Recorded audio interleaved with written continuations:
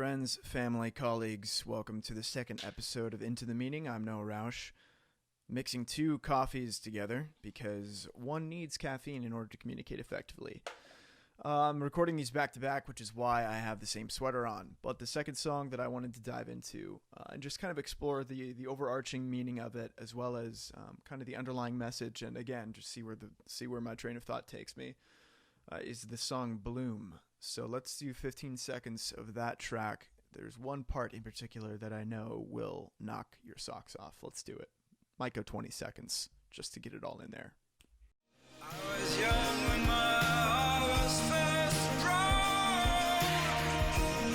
and my lover treated me like a ghost. But some destinies must take the higher road, but I'd rather walk. All right. So one thing that I was asked once by a friend was, where did you get your voice? How did you learn to sing? As if I kind of took like vocal lessons and developed, my sound.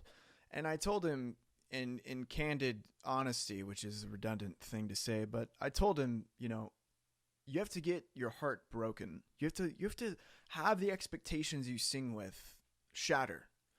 And then all of that kind of angst that normally arises in someone's voice when they're trying to sing something, it goes away. That romance, that juvenile kind of perspective of like, love is, the eternal smile under the sun or whatever it is, it fades.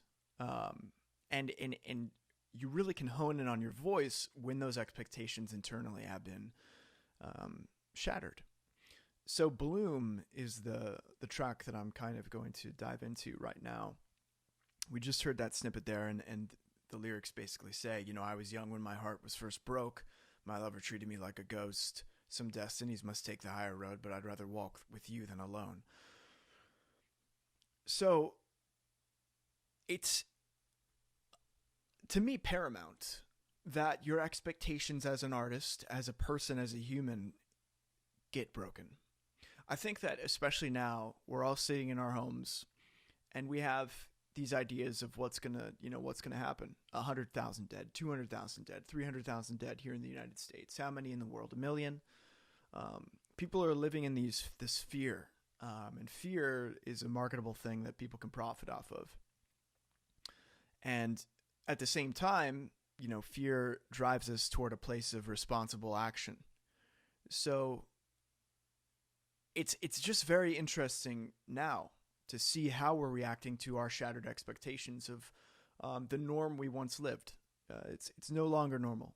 We are caged, so to speak, freely caged, but, caged in our own homes.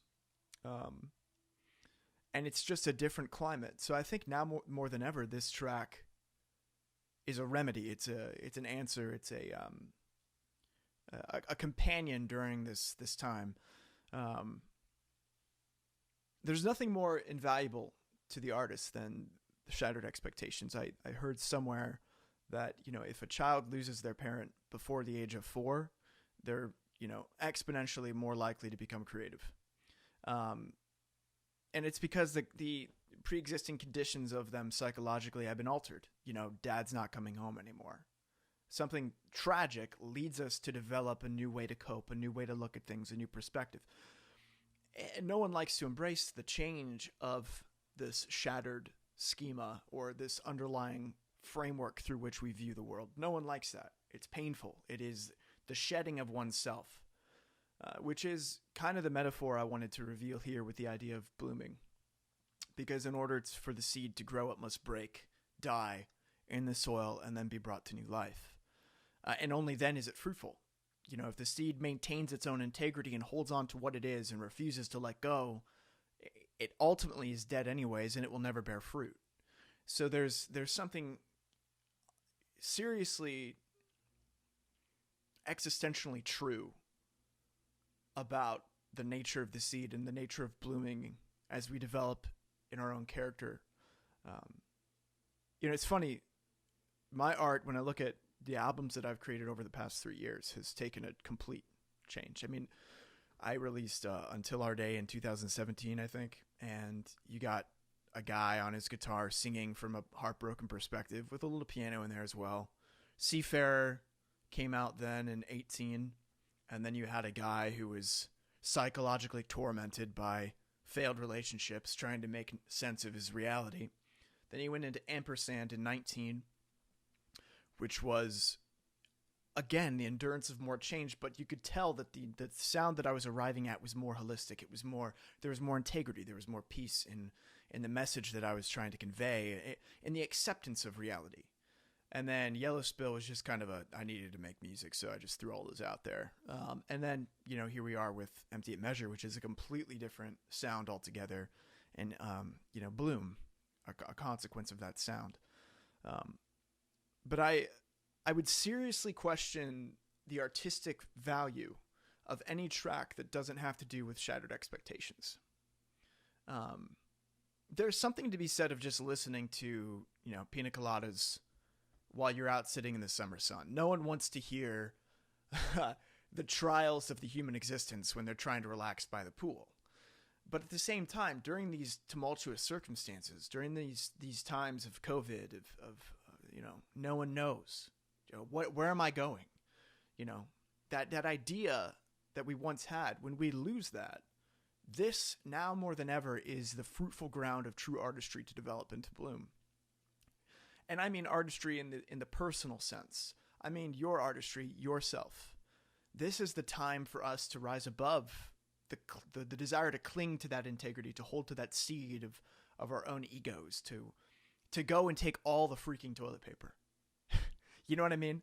I'm going to buy 13 freaking rolls of toilet paper because I need them, instead of just getting 8 and walking out. If I may, I'm going to go on a tangent. I was at Walmart right when all this was breaking out, and there were giant things of Purell. I mean, like, bigger than this, okay? 8 of them.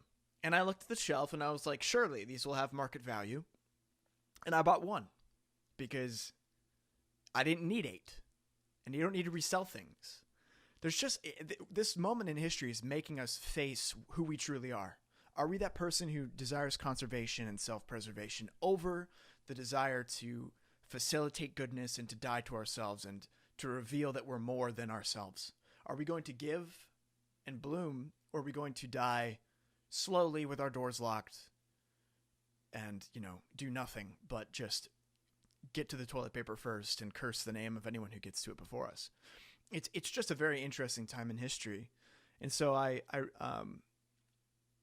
ask that anyone who, if you have artists that you're listening to that you think is great, comment below. If you're making art that is reflective of this kind of uncertainty, comment below. If you want me to review something, comment below. But Bloom is definitely a testament to my own personal adherence to change. Painful, earth-shattering, cataclysmic change. And how it is in embracing that change that we really do grow as individuals, and we grow strong enough to adhere this time of uncertainty, and not only to adhere to our own strength during this, but to adhere to hope, because right now, with all the fear, with all the death, with all the chaos and uncertainty, a lot of people don't have anything to hope for.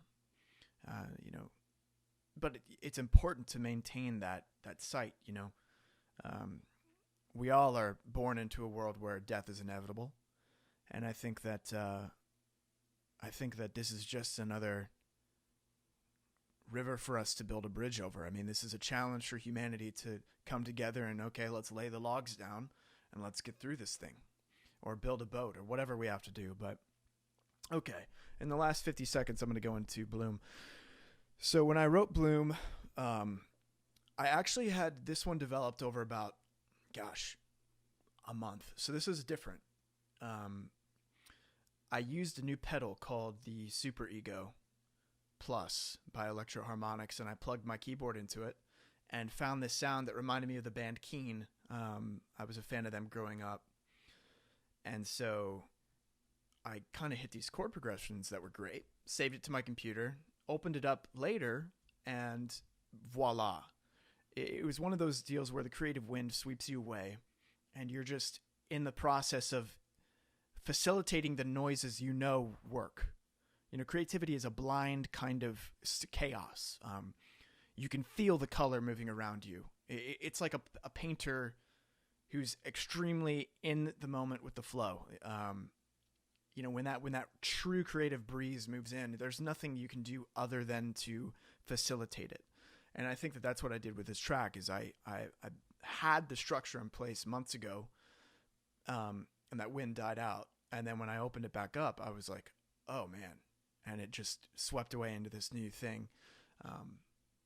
The lyrics changed. The way I sang it changed. Initially, I had full voice, and it just, wasn't as honest as it became. So, looking forward to this track coming out. It's the third one on the album, so it kind of breaks the structure a little bit, but reveals a little bit about what I think about the human struggle, about what I think about love and loss, what I think about character and depth, what I think about, our desire to overcome that we sometimes suppress. So I invite you all, especially during these circumstances, to one, know that you can overcome, know that when the seed breaks, that it blooms in new life, know that there is hope outside of the walls of your confines. And two, I encourage you to prepare yourself for the album, April 7th, share it with your friends, and just rest, rest in the noise, in the music. That's really my hope for us all, for everyone out there, is that, if I can give a place of rest for someone with my creativity, and I think that's everyone's desire as creative people. If you can give someone a place to rest in, that's truly the miracle of creativity. So, Bloom, look for that one. Hopefully this was a good conversation and the coffee's worked. So I'll be in touch. Thanks for listening.